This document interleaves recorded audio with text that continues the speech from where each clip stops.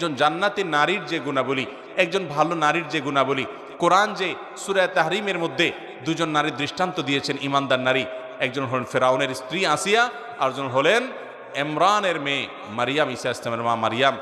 এই দুইজন নারীর মতো উত্তম গুণাবলী অর্জন করা এবং নবী করিম সাল্লাল্লাহু আলাইহি সাল্লামের পত্নীগণ, বিশেষ করে আম্মা জান আয়েশা রাদিয়াল্লাহু তাআলা আনহার মতো, ফাতেমা রাদিয়াল্লাহু তাআলা আনহার মতো, আরও অন্যান্য মুসলিম দৃষ্টান্ত হওয়া নারীদের মতো আমাদের মা বোনদেরকে হওয়ার তৌফিক দান করেন।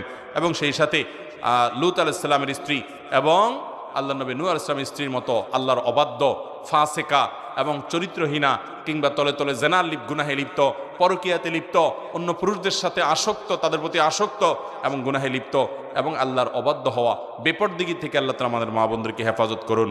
এবং এই মসজিদ থেকে আমরা ভালো কিছু শিখে গিয়ে আমাদের জীবনকে যেন পরিবর্তন করতে পারি, সেই তৌফিক আমাদের সবাইকে আল্লাহ তাআলা দান করুন। ওয়া আখিরু দাওয়ানা আলহামদুলিল্লাহি রাব্বিল আলামিন।